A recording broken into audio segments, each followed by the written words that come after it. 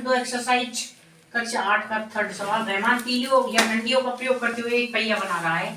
वह समान तीलियां इस प्रकार लगाना चाहता है कि किन्हीं दो क्रमागत तीलियों के युग्मों के बीच के कोण बराबर हो। क्रमागत का मतलब क्या होता है? क्रमागत का मतलब होता है लगातार। क्या होता है? लगातार।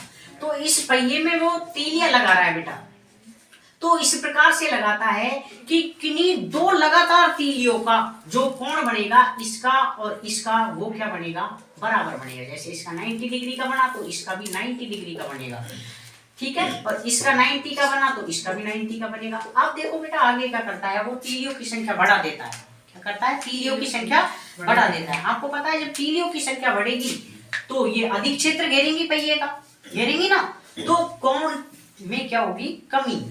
यहाँ भी तीलियों की संख्या बढ़ा दी तो कोण में और कमी हो गई, अर्थात एक में तो वृद्धि हो रही है, यानी तीलियों की संख्या में तो क्या हो रही है? वृद्धि। और कोण की माप में क्या आ रही है बेटा? कमी।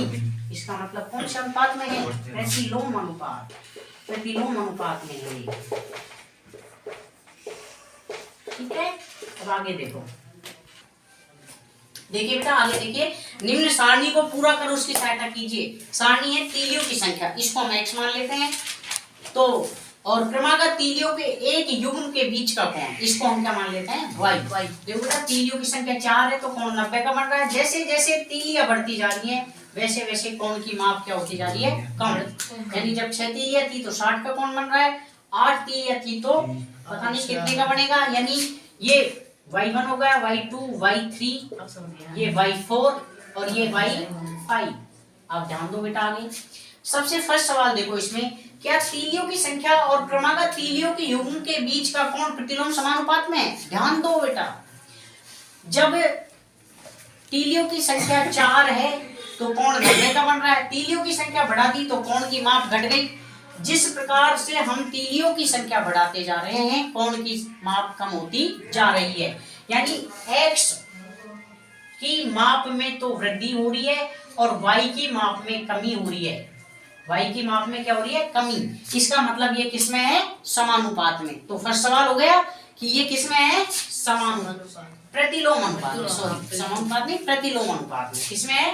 प्रतिलोम अनुपात में, क्योंकि एक की संख्या में तो वृद्धि हो रही है और एक की संख्या में क्या हो रही है बेटा? कमी। तो प्रतिलोम अनुपात हो गया ये। हाँ भाई देखिए, अब देखो बेटा सबसे पहले हम सारणी हल कर लेते हैं, दूसरा और जो आगे के सवाल है उनको बाद में हल करेंगे, क्योंकि पहले सारणी हल करना जरूरी है। तो ये तो बेटा देखो तीलियों की संख्या को तो x मान लिया और क्रमागत तीलियों के युग्म के बीच का जो कोण है उसको क्या मान लिया? y। तो सबसे पहले देखो बेटा ये तो x1 हो गया, ये x2, x3, x4, x5, ये y1, y2, y3, y4, y5।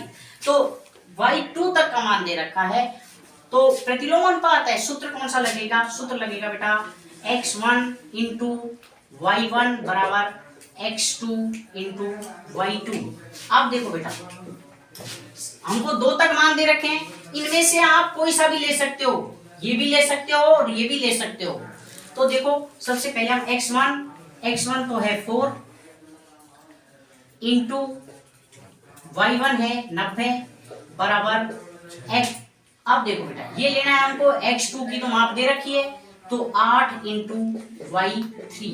अब देखो बेटा y3 की वैल्यू निकालेंगे हम तो 4 इंटू 90, तो इसके नीचे क्या आ जाएगा? 8 आ जाएगा। 4 एकम 4, 4 दूनी 8, 2 एकम 2, 45। तो y3 में जो कोण आ गया वो कितने का आ गया बेटा? 45 डिग्री। कितने का आ गया? 45 डिग्री। अब ध्यान दो बेटा, अब हम निकालेंगे y4 की वैल्यू। क्या निकालेंगे? y4 की वैल्यू निकालेंगे, तो वही सूत्र तो वही लगेगा, तो ये लिख लो x1 इंटू y1, तो 4 इंटू 90 बराबर 10 इंटू y4। अब देखो बेटा y4 को यहाँ की यहाँ रहने दो और 4 इंटू 90 के नीचे क्या आ जाएगा बेटा? 10। 0 से 0, 9 चौक 36। तो y4 की वैल्यू कितनी आ गई बेटा? 36 डिग्री y4 की क्या आ गई? वैल्यू आ गई। अब वैल्यू निकालेंगे हम बेटा किसकी? y5 की।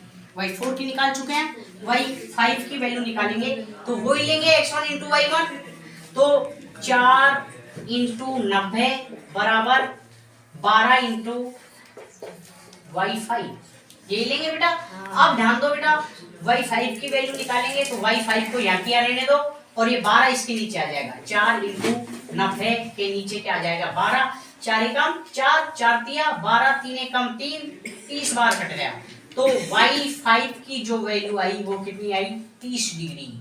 यहाँ तक बेटा समझ आया आपके? आया ना? अब देखिए नेक्स्ट दूसरा सवाल देखिए इसमें कि 15 तीलियों वाले एक पहिए के क्रमागत तीलियों के किसी युग्म का कोण परिकलित कीजिए।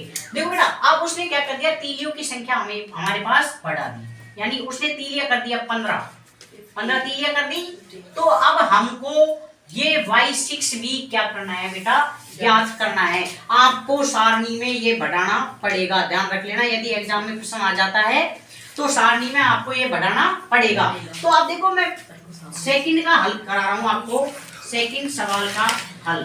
तो देखो बेटा वही x1 इंटू y1 बराबर x6 इंटू y6, तो देखो बेटा x1 4 इंटू 90 बराबर 15 इंटू y6।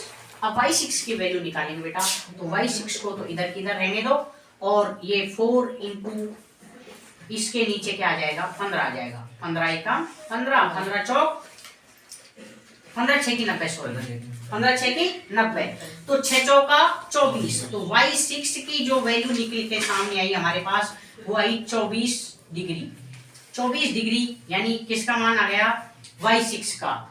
तो अब ध्यान दो फर्स्ट सवाल हल हो गया, अब सेकंड सवाल हल हो गया। अब थर्ड का हल देखिए।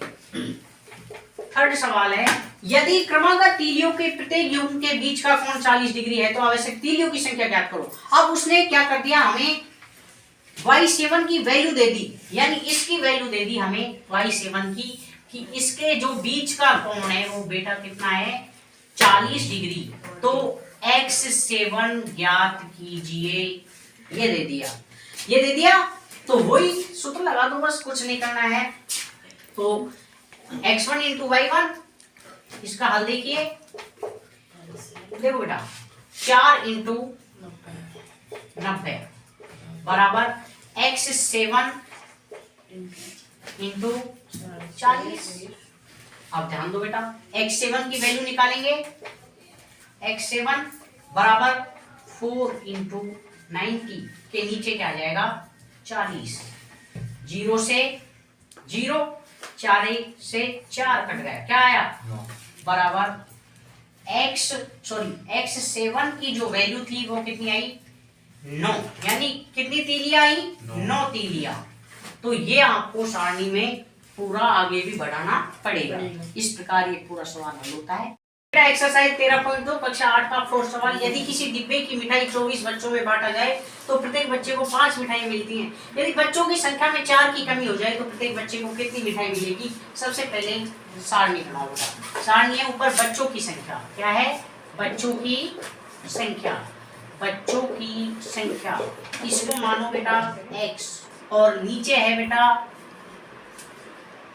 बच्चों की संख्या में प्रत्येक बच्चे को 5 मिठाई मिलती है, यानी मिठाइयाँ, नीचे क्या है मिठाइयाँ, तो इसको क्या मानो बेटा y मान लिया। जब सारणी बन गई हमारी तो आधे से ज्यादा काम हो गया।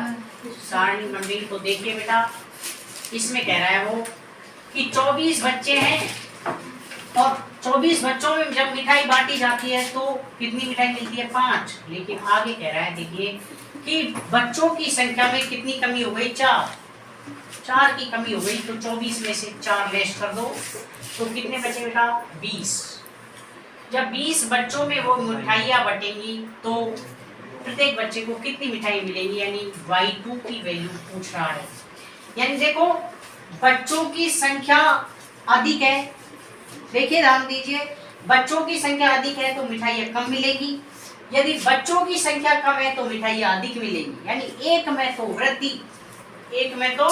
वृद्धि और एक में कमी, यानी y में कमी, x में वृद्धि, y में कमी, इसका मतलब प्रतिलोम अनुपात। तो अब देखो बेटा प्रतिलोम अनुपात सूत्र लगेगा x1 इंटू y1 बराबर x2 इंटू y2। तो देखो बेटा x1 और y1 का मान है 24 इंटू 5 बराबर x2 का मान है बेटा 20 इंटू y2 की वैल्यू निकालेंगे बेटा, तो 24 इंटू 5 के नीचे क्या आ जाएगा 20। देखो बेटा 5 से काट दो, 5 एकम 5, 5 का 20, 4 एकम 4, 4 6 का 24। तो y2 की जो वैल्यू आई निकल कर हमारे सामने वो आई 6। यानी प्रत्येक बच्चे को कितनी मिठाइयाँ मिलेंगी? प्रत्येक बच्चे को 6 मिठाइयाँ मिलेंगी, 6 मिठाइयाँ मिलेंगी। ओके बेटा, यही आपका क्या है